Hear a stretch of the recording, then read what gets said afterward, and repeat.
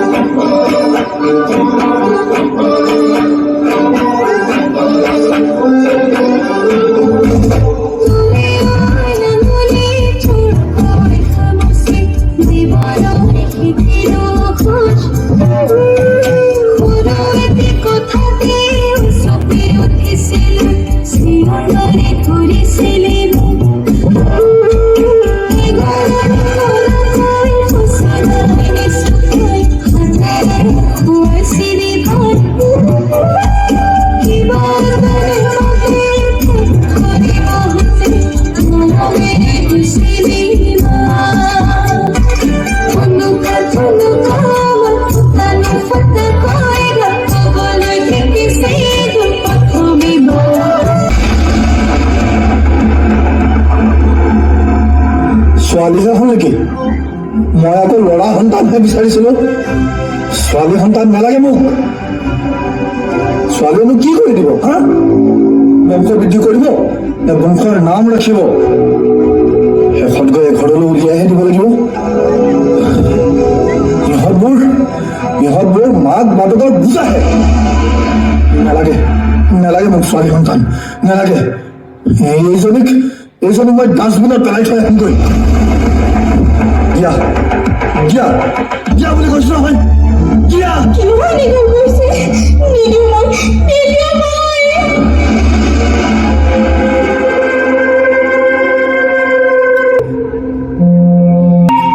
মই এগৰাকী কন্যা শিশু। মোৰ মন পানীৰ দৰে স্বচ্ছ।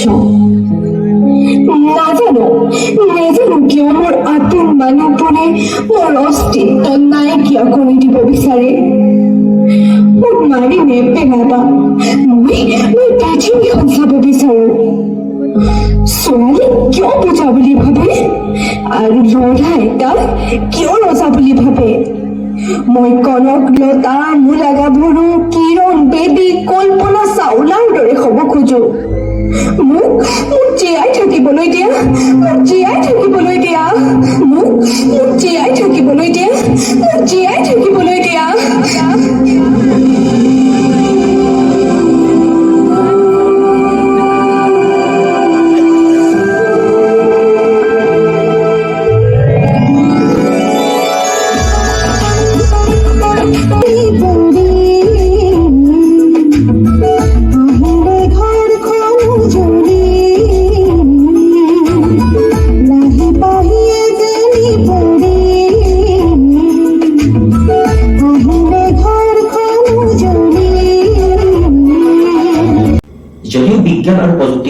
উন্নতি হৈছে, মানুহৰ মনৰ মানসিকতাৰ পৰিৱৰ্তন হৈছে। বৰ্তমান সময়তো কিন্তু সমাজ ব্যৱস্থাত কন্যা শিশুক অকণমান গুৰুত্ব কমকৈ প্ৰদান কৰা দেখিবলৈ পোৱা যায়। এই আঁচনিখনৰ প্ৰধান উদ্দেশ্য বুলি যদি ক'বলৈ যোৱা যাব, তেতিয়াহ'লে কোৱাটো প্ৰাসংগিক হ'ব যে জেণ্ডাৰ যি ডিছক্ৰিমিনেশ্যন অৰ্থাৎ লিংগ বৈষম্য সমাজৰ পৰা আঁতৰ কৰোৱা, কন্যা শিশুক নিৰাপত্তা প্ৰদান কৰা আৰু তেওঁলোকৰ যি শিক্ষা, সেই শিক্ষাৰ যি মান, সেই মান সুনিশ্চিত কৰা, লগতে নাগৰিকসকলৰ মাজত জনসচেতনতা সৃষ্টি কৰা। আৰু যদি ক'বলৈ যোৱা যাব উইমেন এম্পাৱাৰমেণ্ট অৰ্থাৎ মহিলা সবলীকৰণ, লগতে জেণ্ডাৰ ইকুইটি অৰ্থাৎ লিংগ যি সমতা, সেই সমতা অনাৰ কাৰণে এই বেটী বচাও বেটী পঢ়াও আঁচনিখন ইমপ্লিমেণ্ট কৰা হৈছে। আমি সকলোৱে জানো যে আমাৰ ভাৰতৰ সংবিধানৰ আৰ্টিকল 14 পৰা 18লৈকে ৰাইট টু ইকুৱেলিটি অৰ্থাৎ সমতাৰ অধিকাৰৰ কথাটো উল্লেখ কৰা আছে। এই আঁচনিখনৰ অধীনত এনেকৈ এই মহিলাসকলে ইমান সুন্দৰকৈ এই বিষয়বস্তুটোক লৈ পেলাই তেওঁলোকে উপস্থাপন কৰিছিলে, তাক লৈ মই মোহিত হৈছিলোঁ। আৰু তেতিয়া মই এটা ভিডিঅ' ক্লিপ লৈ আহিছিলোঁ আৰু সেই ভিডিঅ' ক্লিপটোৰ আলমতে মই আচলতে আপোনালোকক কথাখিনি অৱগত কৰাবলৈ চেষ্টা কৰিলোঁ। যদিও আমি সকলোৱে জানো, তথাপিও বিষয়টোৰ গুৰুত্ব বহু বেছি বুলি ভাবি উপস্থাপন কৰিবলৈ চেষ্টা কৰিলোঁ। আশা কৰিছোঁ আপোনালোকে ভাল পালে। আজিৰ যি আলোচনাৰ খিতান ইমানতে সামৰি মাৰিছোঁ। পুনৰ লগ পোৱাৰ প্ৰতিশ্ৰুতিৰে সকলোকে শ্ৰদ্ধা জনাই সামৰিছোঁ। নমস্কাৰ, টেক কেয়াৰ।